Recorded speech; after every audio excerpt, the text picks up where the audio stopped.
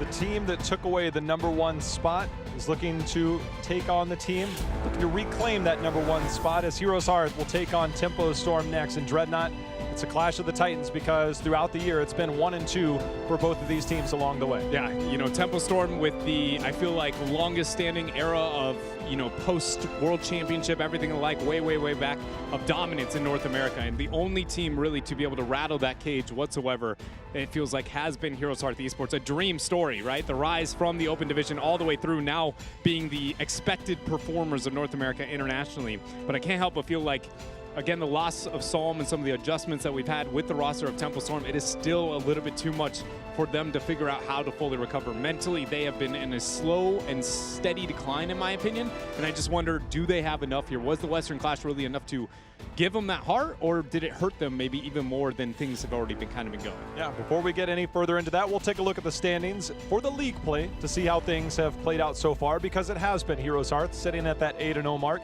atop North America, getting their first win back yesterday. But Tempo Storm, their record near perfect, 6-1, that one loss to, obviously, HeroesHearth at this point.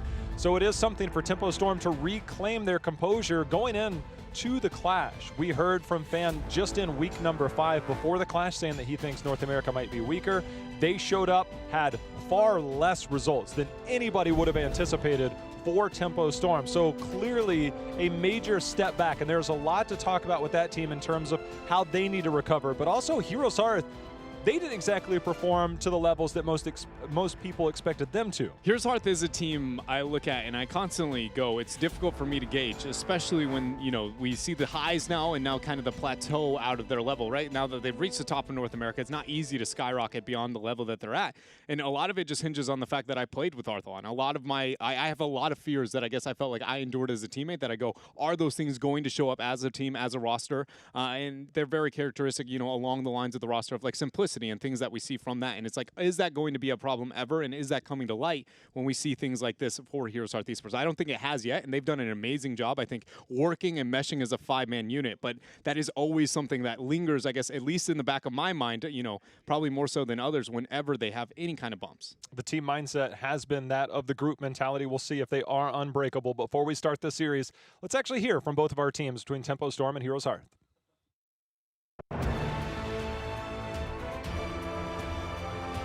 Our first matchup is against HeroesHearth. They're looking really strong right now, and they played okay at the Western Clash. I think they underperformed as well, so I think both of us are kind of looking to show that we can play how we played in the past, and we're definitely looking to make up some of the lost momentum that we have now. And with our slight drafting changes, we're gonna see how this goes. I think it should be a pretty interesting series, and it definitely has a big impact on the road to BlizzCon for everyone.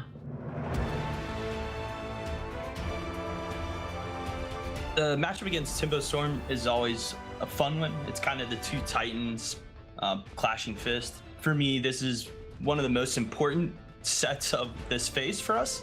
If we're able to take a victory over Tempo Storm in even a 3-1, I think with our record score, we have a very, very good chance of making BlizzCon. You know, one player for me that is going to be someone that I'm looking out for is Vin.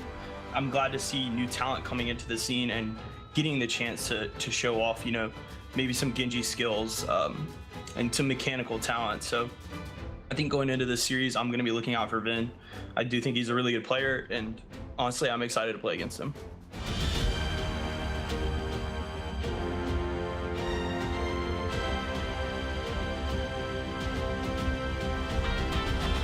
Well, Dreadnought, Vin being the new member here, probably the coolest facial hair in the game at this point. I think undisputed right now.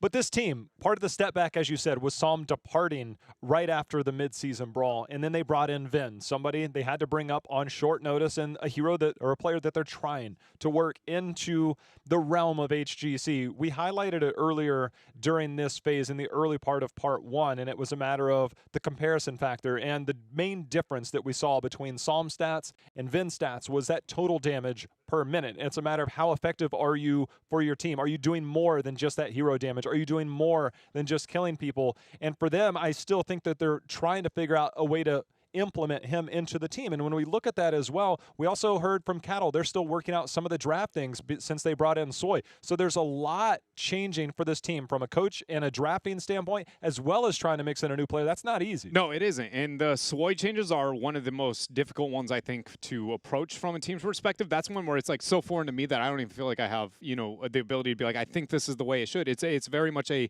don't know whether or not it's better to kind of give up your identity enough to stick with the most dominant region kind of in the world and playing around that play style. But I do also, you know, on the note of Vin and his kind of introduction with the team and how he's been able to mesh, I think a lot of that comes down to the fact that how he was brought into the roster, right? Being on such short circumstances, he wasn't being kind of brought up to be, you do what you do, and we learn how to work as a unit around what everybody brings up. It's now we've got 4 pieces. We need you to fit into our puzzle, right? And so a lot of that kind of, you know, individual thinking has been taken away on his level, and it's like learning what he can push and kind of poke and prod. And when you're the new guy, the last thing you want to do is feed. So your answer is almost always like, just don't run it down. Like, we're good. And so you'll see that kind of slow, timid play. I think that's more of a, again, learning as a unit than it is an individual player problem. Well, we know that we like to see a lot of battleground control from Tempo Storm, often taking that map pick.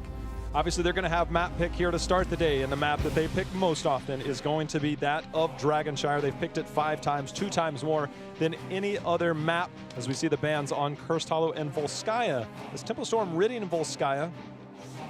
Not willing to play on that against HeroesHearth, who loves that battleground. And Jayhow, now that we are kind of looking towards the upper echelon here in North America, I do want to see, I say this every time we get Dragonshire in North America, but I almost demand it here, that top lane pressure. Someone has to be applying it, and someone has to be concerning how to deal with it, because these guys are good enough that they will be able to make this a problem. I feel like this is one of the few moments that we can really rely on the individual strength level of these 2 teams, even when it's NA versus NA, and I think that's going to be really cool to keep track of, knowing that we're starting on Dragonshire for Game 1.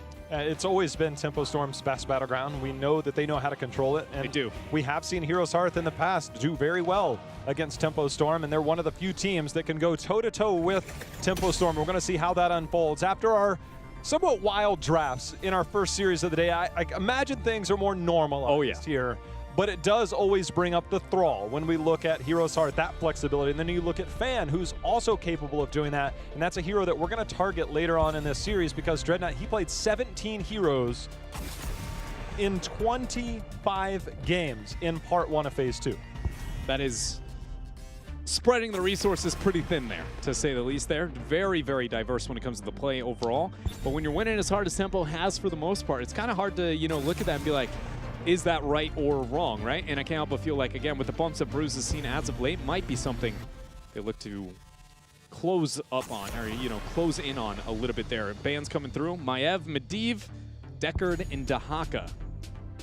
We know the Yrel priority has been there for a lot of teams. The Deckard ban, you know, we do see a shift in this, because once you get past Deckard, it's a matter of what supports have really been that effective, or at least have that normal style of play. And one of those heroes is Malfurion, but we were watching earlier during EU, Malfurion feels like a very different hero without the ice block, and some of the things he could get away with before are far different than what we knew now, as Rainer's going to be the pickup as well as that Muradin, which has been incredibly impactful for Caterpillar. Yeah, every time I think of the new Malfurion, I just think of, again, way back to the original version when it wasn't kind of universal to see the Malfurion taken. It got to the point where it was like, legitimately, why pick Malfurion if you aren't going to be able to pick up the ice block? And it has shown within his play. It's not that bad anymore. He's way better at healing. A lot of other things have changed. But this is an interesting kind of adjustment within this draft. HeroesHearth Esports committing to the Abathur. Very common for them to run a solo support Abathur on some of the smaller battlegrounds. But then that Genji. So again, absolutely, those 2 heroes cannot get away with Dragonshire without applying some of that top lane pressure. But I do wonder, is it going to be enough? Because I don't look at that as the, you know, sell-all approach to Dragonshire, at least not in the current iteration of the meta. Tempo not convinced. I mean, obviously Johanna fits into the realm of, okay, when you play solo Abathur, the one thing that you have to have is mobility, some way to mitigate damage or survive. Genji has the mobility plus the deflect to survive. Yrel has the self-heal. You can rely on the Abathur hat to give those heals at level 1, obviously, but it's a matter of having enough to deal, enough resources within those heroes that have self-sustain and have the mobility. Muradin oftentimes fits into this, but picked up by Tempo Storm. Johanna starts to fall later on down that with that self-sustain. And there is, you know, like I try to highlight whenever we can see them. In this type of situation, I feel like one of those what if we don't, right, type circumstances. This Abathur composition, we know it needs to be applying pressure towards that top lane. So much so that it's got to be probably a lot of the two-man resources towards that to be able to help Genji, the Abathur and Yrel towards that top lane. Think about a 2-1-2. How insanely difficult if you run a 2-1-2 into that place how it is. The 3-2, you're never going to get anything done. The 2 versus nothing on the bottom lane is going to rip apart the battleground. The Malthael Malfurion is not showing like they're going in that direction, but I'm just trying to highlight, again, if you adjust the laning situations in this current meta, it can really amplify the way that you approach the early game. And on maps like Dragonshire, it very much matters. Another reset picked up, and Diablo there, still sticking to individual sustain within the last picks. And we have Heroes Hearth with the classic solo support Abathur. Well, who's going to survive on that backside? Raynor obviously has a self-heal plus potential armor at level 4. Malfurion, no ice block, obviously.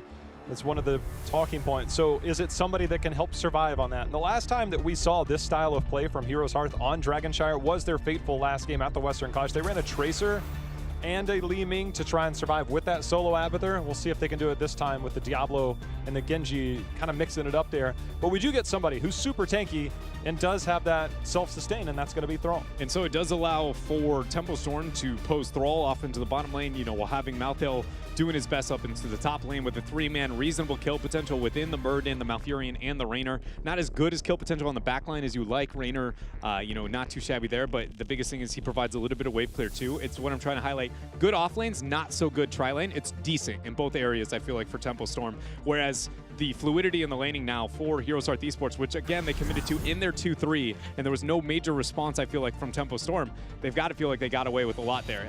Opening with an Abathur that high in this map, on this draft, and with that predictability, I look at that and I go, Tempo Storm, I really hope that you have something more in store here with this draft than just those picks, because right now I feel like they gave you an opportunity, like, would you like to answer? And you're like, nah, we're cool. You can keep doing you.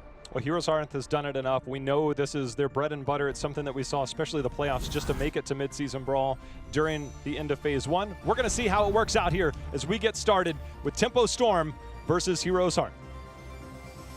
Starting off with Tempo Storm, ladies and gentlemen, in the blue with Glarong on the Malthael, Caterpillar in the front lines of Tempo Storm on that Muradin. We're going to have Vin on Raynor, Fan playing that Thrall, and June supporting it on Malfurion. On the other side is going to be our #1 team in Heroes Hearth, because that's going to be BBJ, of course, on the Abathur. Ishbu will be tanking, of course, on the Diablo McIntyre as we reestablish ourselves here on the battleground. No makeup touch up. Yeah, we have. Oh man, that was almost a major mishap there. My goodness. Sorry, ladies and gentlemen, just a small pause. We're making it a bigger deal than it actually is. Talents level 1, we do got On Impale Horse from Malthael, so already showing a lot of focus towards the 1-4 split, which is not common considering Dragonshire. What? How many times have you seen a pause? Somebody had to clean their glasses. That's what we're pausing for? You go to look at the screen and you're like, oh, this sure is fuzzy. I mean, yeah, that can be a very serious problem at this point in time. I don't know if you've ever seen Zuna, most of his intro videos, when he gives you that intimidating look, he always hits you with one of these. You know, I think that would smudge up the glasses pretty good. I mean, I don't know. I don't have glasses. I once wore glasses. Did you? Mostly contacts, but then I had, you know, the whole corrective thing going on. So now I'm a normal person. I have no idea. Regular vision. No? I'm lost. Nobody likes contacts, man, or glasses. Just saying. I don't know how to fill this time. Apparently not. Talk about eyeballs, because that's what we talk about here. You know, we didn't get to finish the introduction. Again, we're starting here. BBJ, he's on the Abathur. Ishbu on the Diablo. McIntyre, of course, on the off lane. He'll be on Yrel. Arthlon on the Genji. And Crowan, seeing if he can get some blowups on Li Ming. As we got Heroes Hearth coming in on the right side. No commitment to Malfurion level 1 yet. Shendo's clarity does not stand out nearly as well, considering there's no mage. Arthlon looking for the back door there with that Genji onto the well. Already starting with that top lane pressure. So top lane pressure being applied by Heroes Hearth, you know that Tempo Storm's going to be able to stop that. The two answers is either match the trade-off for Heroes Hearth, which means you need to be able to control that top middle shrub right above the Dragonite rotation. That controls every part of the rotation. You lose a lot if you end up losing that. Or you just nope out of the top lane, say you can have this all day, and then look for a massive double stacking of camps on the bottom half. That seems like the Tempo Storm classic, but at this point, Tempo is so rigid in their approach to Dragonshire, especially in the mid game, that I can't help but feel like Heroes Hearth is going to be able to deny it. We'll see, as this is what Tempo does. They leave that Thrall mid lane, but this double pressure top lane. And for Glaurung, obviously has the self-sustain, does do well against Yrel, but no well tap there. So it is something that will be a focus, a target, if we will, for HeroesHearth. So we see Tempo Storm already making their way towards their siege camp.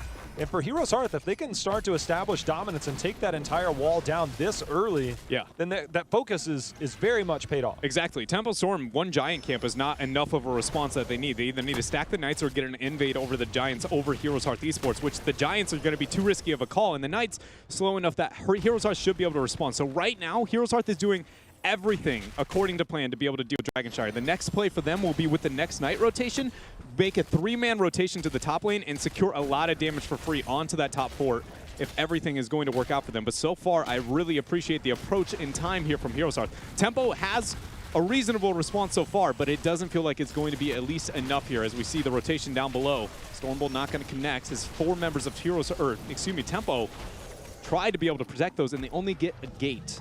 Yeah, I mean, the trade-off, I mean, we see it right there. The top lane, that entire wall, fort, gate, everything down. So definitely a clear advantage in the early game for HeroesHearth. They try and get the dive in. There's going to be Cattle with the follow-up stun. Flip back by Ishbu, but Cattle's just trying to put his body in between. But Ishbu able to walk away for now. But Glaurung is going to lose an entire wave on top. There's no way he can make that transition down other than the safe way through the Knight camp. There should be a dismount opportunity for McIntyre and Arthlon, but they're not going to get to it quite in time. A little bit late there, but that's exactly why you see them put pressure on that top 4. Arthlon and Yrel should be staggering constantly up there, and as I said before, the Knight camp should be the power play for HeroesHearth Esports. You just 4-man flood it, push the top 4, and once that thing down, Tempo Storm and this bottom control that we know them to have in the past, it literally goes out the window. It all disappears, especially because there's no Dahaka for Glaurung. They're on the off lane to be able to brush talk and make a play in. Tempo has to do something here towards the top lane. It's getting bullied. Here comes Arthon, getting some additional damage in. Minions have fallen, so they'll eat 1 fort shot, but they just... Tempo Storm, I keep waiting to look down at the minimap and see something, anything happening. One of the 2 options I listed before, either an answer to top or a heavy stacking of siege on bottom. But we have seen nothing, Jayham, not an attempt of invade, not an attempt towards bottom Knights. It has been pretty much... Yeah, HeroesHearth, you can do what you want so far. HeroesHearth is getting away with a lot. Oh my goodness. Crone with that early teleport. I didn't think there was any way he'd be able to get the sidestep out of that one, but able to do so and escape. Top fort lies victim, and this is where the beginning of the end, I feel like, is going to start here for HeroesHearth Esports. They're going to apply so much pressure on the Tempo Storm through that top lane. That Malthael is not going to have a home ever. Fan going down here through the mid lane. Genji trying to get the reset. Won't find himself a reset, but surely the kill here for HeroesHearth. Oh, that Abathur mine, it's like controlling the vision on the rotation. It's something all Abathur players, yes, it's good to clear minions. Yes, it's good to do damage. But if you are playing in a coordinated environment, knowing that the minute he walked through there, Diablo insta charge directly into that. So that's going to be first blood there picked up. And the one thing about that top lane, something most notably in the Korean region, when they take down that, they prioritize the top lane Dreadnought. And when they do, you are not safe for the rest of the game. Nope. Everybody knows this, but Glaurung now cannot really move forward in that lane at all. And that's why I was highlighting the difference with the Malthael versus the Dahaka. Dahaka at least has a lot of survivability. If you try and gank him, the odds of it actually failing are pretty darn high.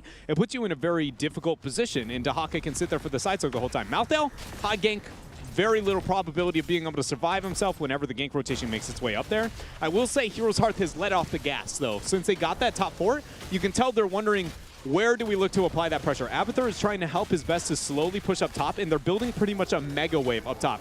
This wave, it's not going to be a problem, but as the 5:30 window hits and those minions actually clash, that should be a huge momentum swing for HeroesHearth because they're going to demand somebody from Tempo Storm to show itself on top. And when that happens, expect DK control. Still waiting for somebody to make the move. It's been everything except the shrine that teams have focused on. It's about play neutral and see what else you can do on that map. It's going to be Cattle going in, stacking up, still 9 stacks on that level 1 in his baseline. And see, there's the 5:30 wave coming out, and then it gets the meat. Malthael has to display himself top, double shrine control on bottom with the 10 spike coming in. I mean, this is like clockwork, ladies and gentlemen. This is clean playmaking here from HeroesHearth Esports. McIntyre trying to get the knockback, brings out the big hammer, and that's going to be it for Arthalon. And I think the one thing that it's so important when you do mention that is that obviously the minions, they spawn I think now they technically spawn, they start at the beginning of the game, but if your rotations are like 2 to 3 seconds, right? So every 2 to 3 seconds, so your 2-second and your 32-second mark right around there is when you see them spawn. They also conveniently meet up at those times as they push through the lanes because they come out at even times. And so that 5:30 mark is something that, you know, I think that's just such an excellent point, and it's so hard to really explain. Yeah. But that 5:30 mark, every time you see the 30-second increments, you always know that's also the meetup time for the minions.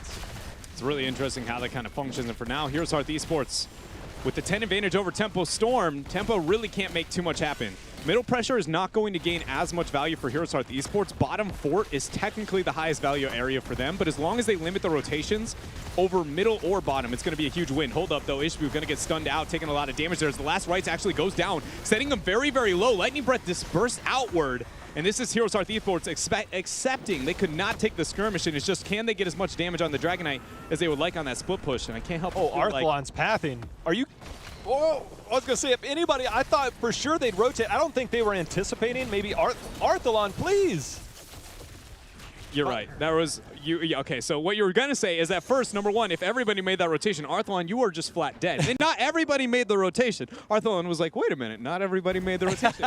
Can I go back? And then that is when you meet yourself with the Thrall, everything the like, and a you know, maybe unnecessary extract. It was necessary once he went back, but surely that was playing with fire. Well, when you have Genji and you're like, all right, I'm in the DK, I can stay around here a little longer because you have the mobility to get away, but he pathed directly. Yeah, you don't switch strike towards the team, you go the opposite direction, up towards Knights. By the way, he's rocking that sick new Viper skin. Like, the minute that came out, like, the very first hero I played was Genji. Like, I'm like, all right, I got the skin, let's go. It's just a very good job on that skin. That red X strike that comes down, oh. Give me some O. I'm a Dragon Blade for life. I have no idea what you're talking about. Dude, you know what X those, right? Give it to you. That's right. Night Camp is going to be started here for HeroesHearth Esports. The pressure towards top still being applied by that Abathur with the Night Camp going up towards top. As long as they time this around the Mercenaries, or excuse me, the Dragon Knight, it's going to be very optimal for them.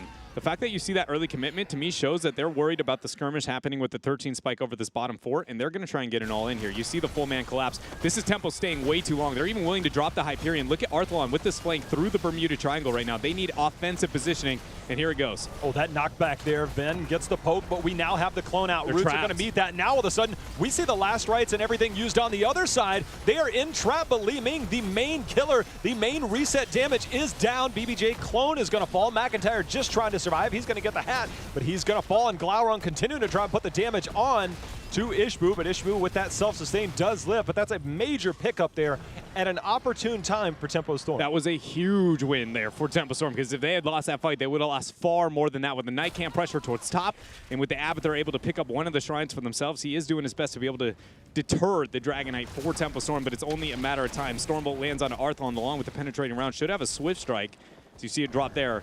Tempo will be able to pick themselves up, at least a lot of pressure onto the map, possibly a Dragon Knight. Actually, Li Ming may be looking to capture that bottom shrine, but I want to bring it back to the skirmish. Tempo Storm just did something we haven't seen from them in a very long while, and it was identifying we cannot move away from the circumstance, accepting the role that they were in, and say, what is the best way to answer this? And that answer was just smash Crowan. He is way out of position, neglecting the fact that they thought they had an advantageous position in that skirmish, and it said, well, Li Ming, glass cannon or not, I'm going to be able to take that kill, which, by the way, is the 13 we just got picked up there for Crowan. We've got another fight here in the middle.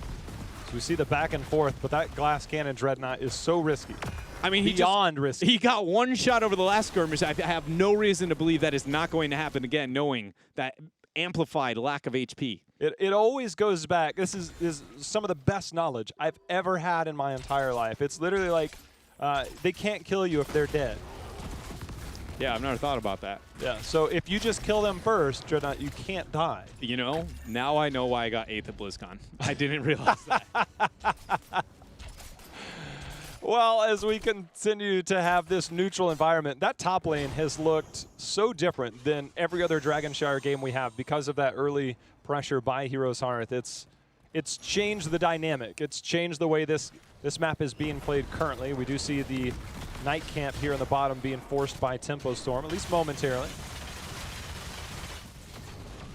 This is the window where Tempo Storm needs to gain control of this game, though, J-How, because the top lane has been such a difficult time, and yeah, they were able to catch one pick out and win that bottom skirmish, But Tempo Storm is yet to really approach this and gain control over this fight. They've just won in a responsive skirmish that Crowan got too confident with his positioning. And top lane's still a problem. You're already starting that night camp. She actually has to get the back out there as Glorung did sniff that one out.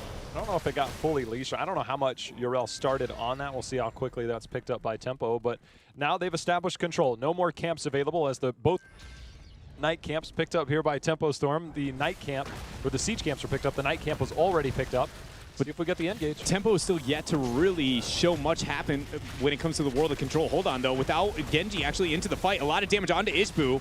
Healing coming out from that W, pulling back. Last right thrown down. Glorung not able to get the damage out. Abathur trying to shield and get the healing there, but it is not enough. Ishbu first to drop. Stormbolt does not land from Caterpillar. Urel able to make the kite out here, but Tempo Storm 30 seconds without a member of HeroesHearth dead, and they're just going to keep up the siege. And this is Tempo abusing the fact that the top lane has kind of gone down, and they need to restore control back into this game. They're using this window of Diablo down to make sure they get as much damage as they possibly can to enable this game into the future. This is a very smart adaptation from Tempo.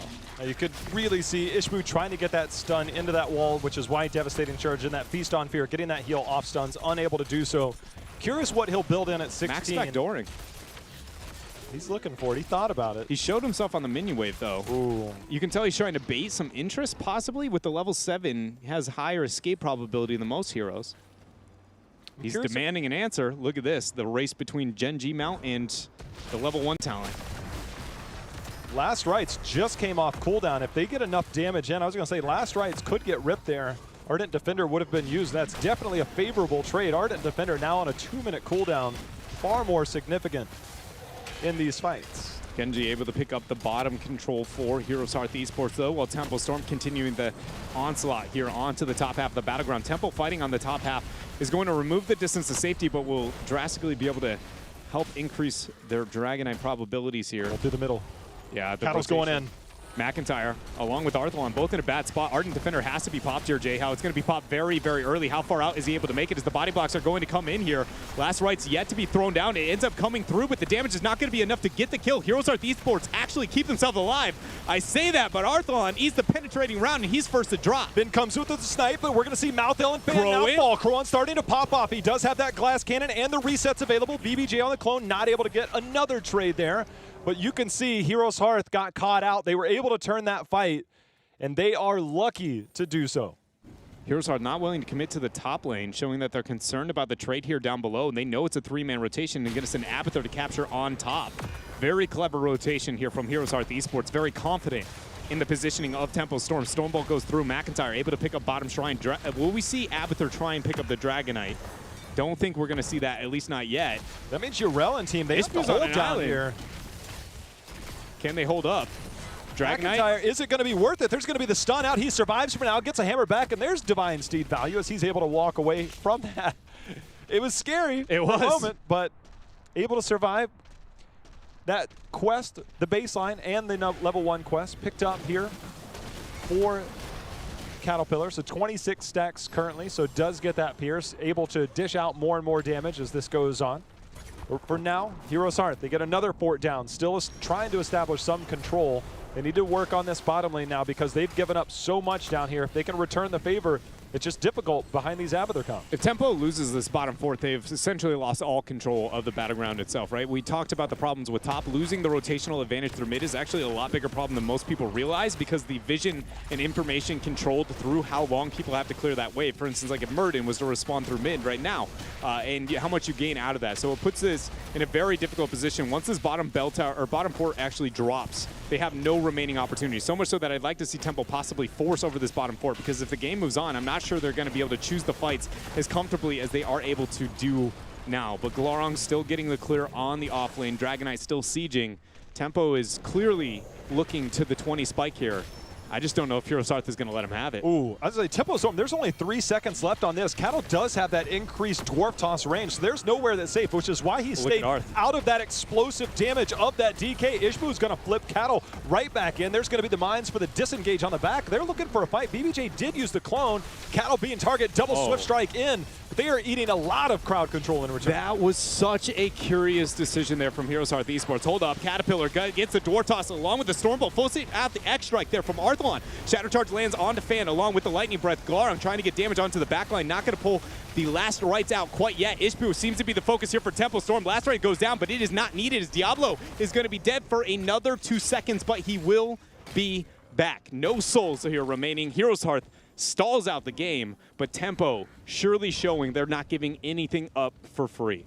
A curious engagement by HeroesHearth there. And Dredd, I want to talk about a talent that we don't normally see. Ysera's Gift at level 16. Obviously the changes to Malfurion, he gets that self-heal at level 1. But these fights for HeroesHearth are intended to be fast. Yes. Extremely fast. And as long as Malfurion does stay above 75% health, he does give that extra healing available, because normally we see the Moonfire extension, you know, the bigger radius extending. Slow, yeah. And all of that nature. So we have an adaptation here, which I think, given the circumstances, is a very good pickup by June. And what I want to bring it back to the curiousness of that initiation, what I was trying to bring up is before everything kind of opened up, was Arthlon had a full flank, and we had BBJ drop a Genji clone while Malthael was mounted and isolated on the Giant by himself. Yeah. A double Swift Strike, that is a dead Malthael. He has to E blind W over the wall for any opportunity to get the escape there, but they actually volunteered for a double Swift Strike onto a Muradin who was in the middle of the skirmish there. It was just, for how big of a spike they had, I can't help but feel like HeroesHearth was unwilling to pull the trigger, and that is not something, especially with a player like Arthlon, we ever say is like he's very much comfortable making it happen, but sticking to the, you know, more traditional approach to the fight rather than, again, what seems like a better skirmish for him. Dragon Knight phase picked up here for HeroesHearth Esports. Ishbu getting in without as many souls as maybe he had before, possibly understandably so. But now Tempo will have the 20 spike. How to prevent damage as Diablo? Get in a vehicle. Yeah. That's one way. We'll see what they can do with it. 20 finally picked up here for Tempo Storm.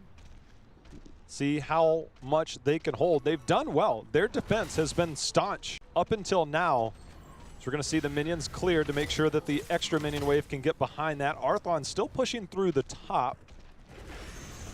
See how much they opt to do with this. And it's a very interesting strategy to have a split push this late in the game when they have the DK, knowing that with an Abathur, you are short on bodies. Yeah, see, normally I would say that it's actually a pretty smart call, but the reason why I question it here in this type of situation is purely based on the fact they have not built a super wave, right? They have not been able to prep that top wave well enough to double stack Katas or even triple stack them. They've literally only had one minion wave accumulated in the top lane. So the Dragon Knight is going to be easily dealt with. Top lane is going to be easily dealt with. And middle lane here is kind of just a, you know, standoff, if you will, here between the two teams. J-How, if you're a HeroesHearth fan, after watching this last Dragon Knight phase, you go, I am not sure you know how to close out this game. Yeah, I think they, you know, the top focus is there, right? The keep is somewhat down. They're trying to pull attention 2 different ways. It's like keeping them on a string. You pull one way, they go the other. They pull one way, you follow, right? So you just keep them on a string. I think they would have liked to get that top lane down, maybe played around that late game after. You can see the mines there that would disrupt anybody's pathing.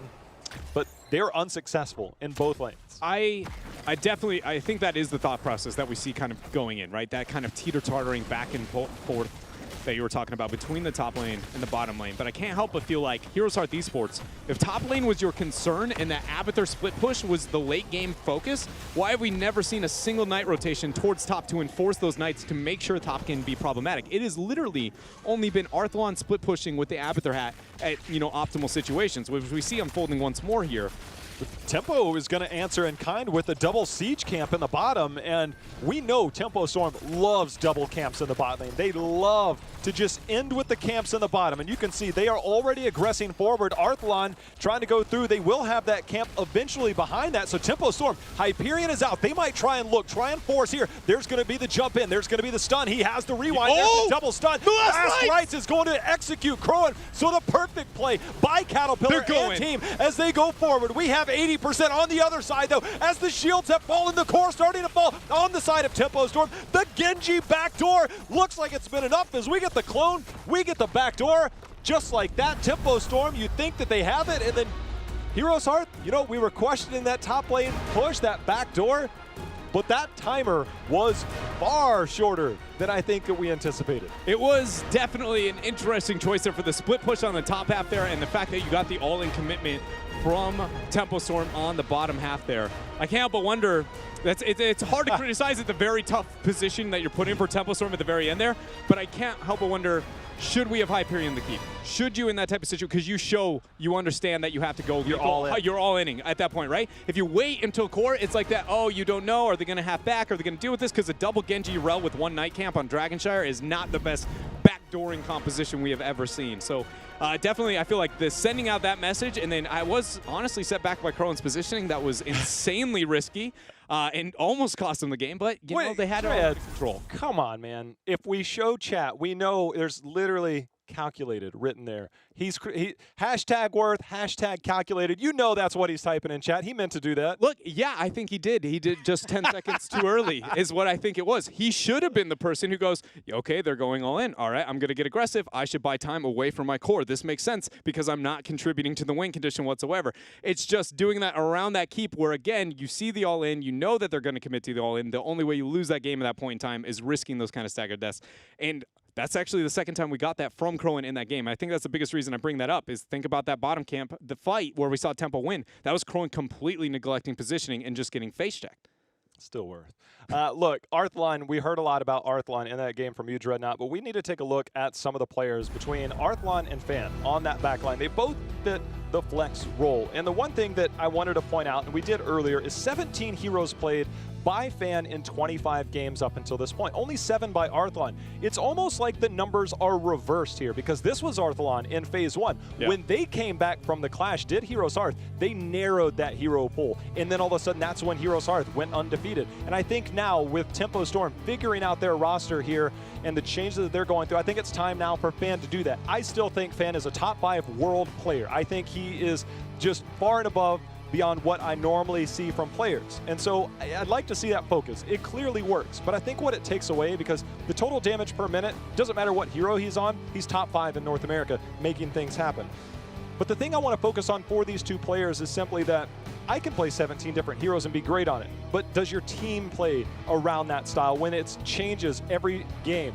You need to develop some consistency, and that's what I want to see from Tempo Storm. Yeah, and I feel like it is very impressive in the fact that with the KD ratio that you see there from Fan, based on how wide the hero pool has been, I feel like this does very much cater to showing how impressive of a player you can expect from Fan, but also I think you brought up one of the best points, and that is looking at how these numbers feel reversed, right? Yeah. But when they were reversed, which one of those teams was the number 1? And now that we're back to it, it's like, why is the number 1 team always the one with the thinnest thing? And I would argue, I think a lot of that is byproduct of when you're especially a veteran and Tempo's in a unique situation with, again, the Psalm versus Vin kind of circumstances, but when you have that new player and they come in, you put it on your responsibility to be the one trying to make up for those kind of holes and go, you play what you're comfortable on. I've been here. I'm going to be the one who flexes out like that. And I can't help but feel like both of those players were like, here's the weakness in my team. I'm going to take it upon myself to be able to solve those things. But we do realize that, you know, when it comes in with a bit more game plan and everybody knows what they're going to be playing a little bit more, it definitely makes it a lot smoother as a team and less